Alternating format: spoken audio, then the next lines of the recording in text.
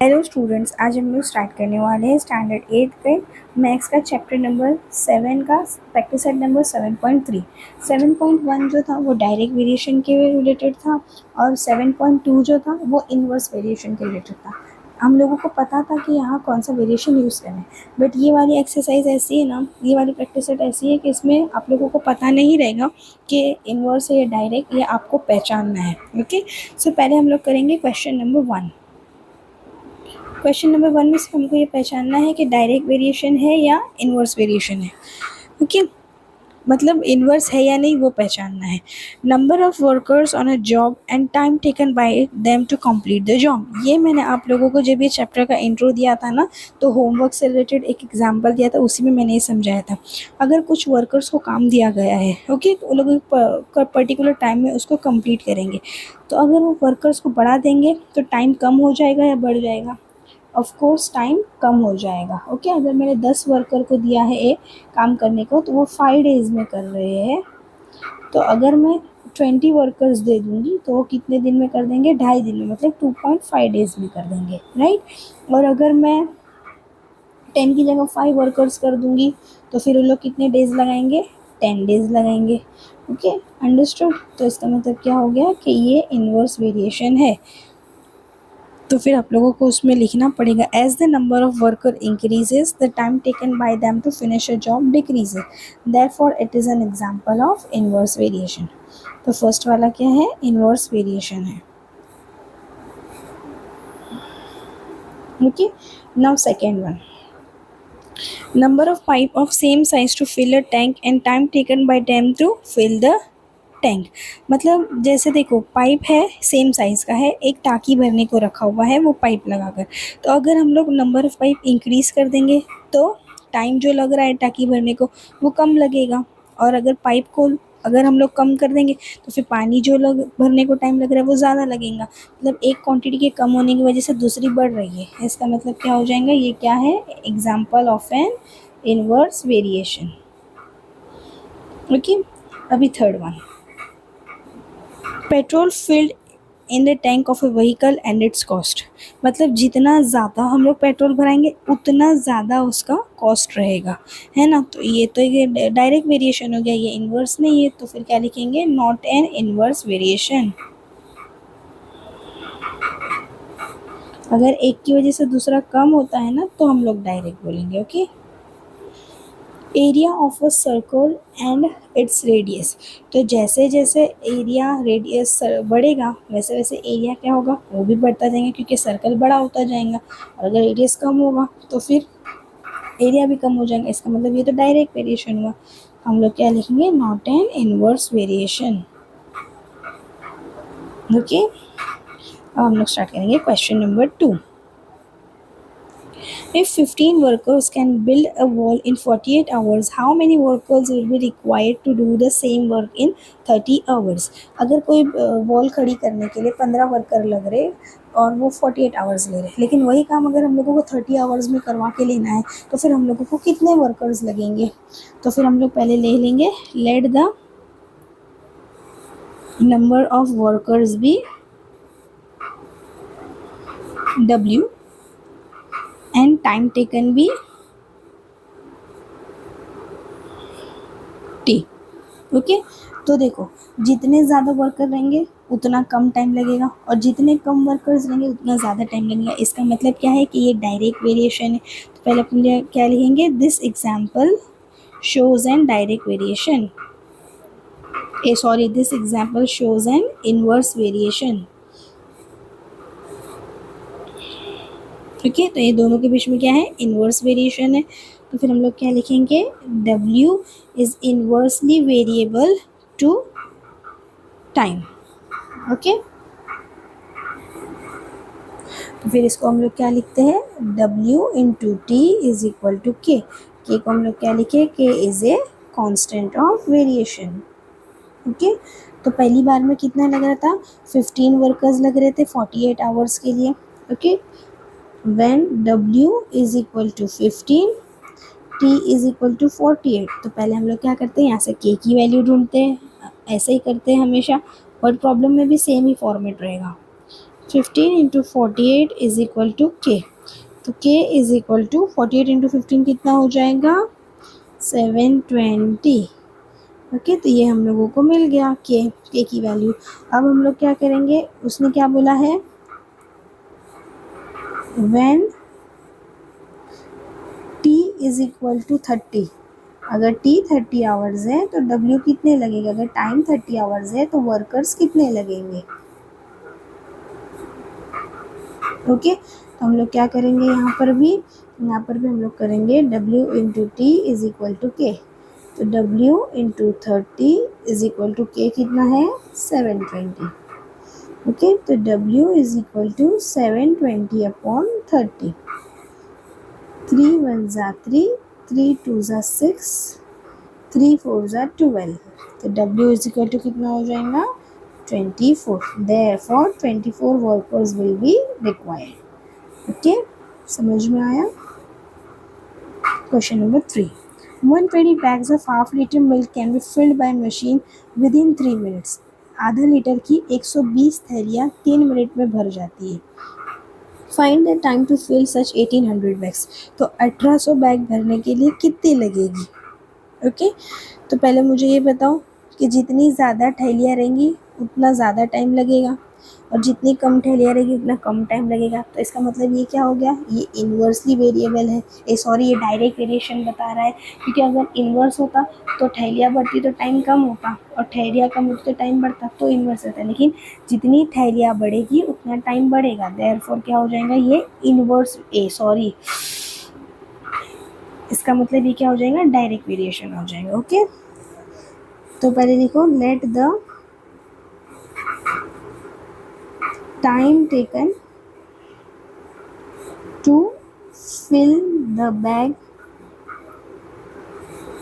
bt and number of bags be n। okay, therefore अपन क्या लिखेंगे, this example shows a लिखेंगे a direct variation। Okay, तो फिर direct variation में कैसा रहता है, डायरेक्ट वेरिएशन में रहता है n is directly proportional to t। फिर ये प्रोपोर्शनलिटी की साइन निकालने के लिए हम लोग क्या करेंगे, n is equal to K T, where k is a constant of variation. Okay, तो फिर देखो, फर्स्ट वाले टर्म में फर्स्ट टाइम जब हम लोग ने दिया था तो n कितना था, नंबर ऑफ बैग्स कितने थे, नंबर ऑफ बैग्स थे 120। नंबर को मैं एन ही लिखती हूँ, एन लिखना है सिर्फ। ओके, और कितना टाइम लगा था भरने के लिए, 3 मिनट लगा था। ओके, तो फिर n इज इक्वल टू क्या हो जाता है, के टी हो जाता है। तो n is equal to K T, तो n कितना है 120 is equal to K into 3। तो ये नीचे आ जाएगा, 120 divided by 3 is equal to K. 3 1 ज़ा 3, 3 4 ज़ा 12। तो k is equal to 40। Okay, तो k 40 हो गया, k हो गया 40। ओके, तो फिर अभी नेक्स्ट टाइम कितना है, n कितना रहेगा, अभी 1800 रहने वाला है। तो हम लोगों को टाइम फाइंड करना है, इक्वेशन तो यही वाला लेंगे, n is equal to K T. तो n कितना है 1800 इज इक्वल टू k कितना है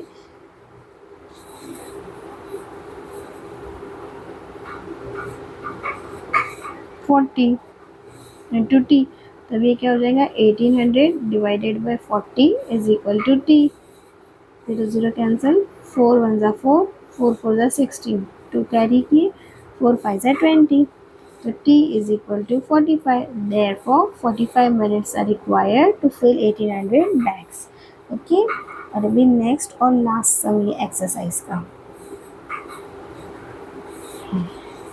A car with speed 60 km per hour takes 8 hours to travel some distance। एक गाड़ी है जिसकी स्पीड कितनी है 60 किलोमीटर पर आवर है, तो उसको 8 घंटे लगते हैं कुछ डिस्टेंस ट्रैवल करने के लिए। Okay, what should be the increase in speed if the same distance is to be covered in 7.5 hours. लेकिन अगर वही डिस्टेंस, सेम डिस्टेंस अगर हम लोगों को 7.5 आवर में करना है, तो मतलब ख़त्म करना है, तो हम लोगों को स्पीड कितनी इंक्रीज़ करनी पड़ेगी। तो पहले हम लोग क्या कर लेते, let the speed of the car be x,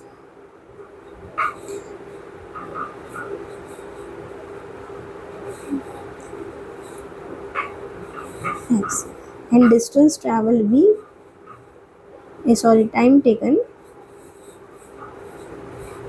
bt। Okay, तो देखो स्पीड और टाइम हमेशा इनवर्स वेरिएशन शो करते हैं। दिस एग्जाम्पल मैं आपको बताती हूँ क्यों। This example shows inverse variation. क्यों? क्योंकि देखो, अगर हमको किधर भी जाना है, हाँ, तो अगर हम लोग गाड़ी स्लो स्पीड पे चलाएंगे तो हम लोगों को ज़्यादा टाइम लगेगा वहाँ पहुँचने, और अगर हम लोग गाड़ी ज़्यादा स्पीड में चलाएंगे तो हमको टाइम कम लगेगा वहाँ पे पहुँचने। मतलब स्पीड बढ़ती है तो टाइम कम हो जाता है, स्पीड कम हो जाती है तो टाइम बढ़ जाता है। इसके लिए क्या हो जाता है, इनवर्स वेरिएशन हो जाता है। तो ये क्या ले लेंगे हम लोग, स्पीड ऑफ द कार को एक्स को ये एस ले लेती हूँ। Okay, S is inversely proportional to time. Okay, तो फिर यहाँ पे हम लोग क्या करेंगे, इसको हटाने के लिए क्या करते हैं, S into T is equal to K, where K is a constant of variation, right. अभी पहले हम लोग क्या करेंगे, इसमें से के की वैल्यू निकाल लेंगे। तो पहले इसकी स्पीड कितनी थी, 60 किलोमीटर थी। टाइम कितना लगा था, 8 घंटे लगे थे। तो S into T is equal to K, तो k is equal to 60 into 8 हो जाएगा, s 60 और t 8 है, तो k इज इक्वल टू कितना हो जाएगा, 8 6 48 और ये हो जाएगा 480। तो 8 का आंसर आ गया 480। ओके, लेकिन देखो अभी हम लोगों को क्या करने का है, यहाँ पे हम लोगों को s फाइंड करना है। ओके, स्पीड कितनी होगी नेक्स्ट टाइम में वो देखने का है, और डिस्टेंस कितना रहने वाला है, मतलब टाइम टेकन कितना रहने वाला है। टाइम टेकन हम लोगों को दिया है 7.5 घंटा। ओके, अब स्पीड कितनी होगी वो हमको पता नहीं है, तो पहले हम लोग स्पीड ढूंढेंगे, फिर हम लोग उसको माइनस कर देंगे। तो स्पीड कितनी मिलेगी, वापस से वही फॉर्मूला में वही इक्वेशन में पुट करो, S T is equal to K, S is into 7.5 is equal to K. Okay, तो ये के की वैल्यू क्या थी, 480। तो s is equal to 480 divided by 7.5। Okay, तो देखो 7.5 को 480 से डिवाइड करके देखो, तो देखो 75 कर देते हैं। मैं इसको ऊपर नीचे दोनों को 10 से मल्टीप्लाई करती है, 4800 और 75 हो जाएगा। ओके, तो 75 का टेबल लिख दूँ पहले मैं, 75 मतलब 75 टू ज़ा 250 150, 75 थ्री ज़ा 225 और 75 फोर ज़ा 300, फिर बाद में हो जाएगा ये 375। ओके, फिर कितना हो जाएगा 450। ओके, फिर इसके बाद कितना हो जाएगा 525। ओके, तो देखो 75 वन ज़ा 75, 1 2 3 4 5 6 और 75 6 ज़ा 450 आएगा 450। ओके, तो फिर यहाँ पे कितना बचेगा, 30 बच जाएगा।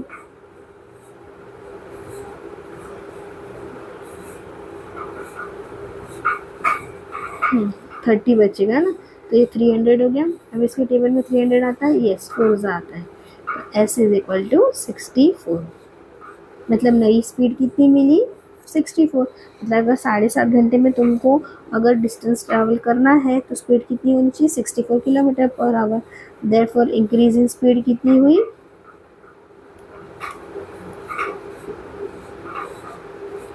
Increase in speed is equal to, अभी 64 है, पहले कितनी थी 60, तो कितनी हो गई 4 kilometre per our. 4 kilometre per our बढ़ाएंगे अगर उसकी स्पीड, तो फिर वो कितना हो जाएगा, वो 7.5 घंटे में ट्रैवल कर लेगा। होप आप लोगों को वीडियो अच्छी लगी हो, और आप लोगों को अच्छी लगी है तो प्लीज़ लाइक शेयर और कमेंट ज़रूर कीजिएगा, और मेरे चैनल को सब्सक्राइब ज़रूर कीजिएगा। Thank you for watching.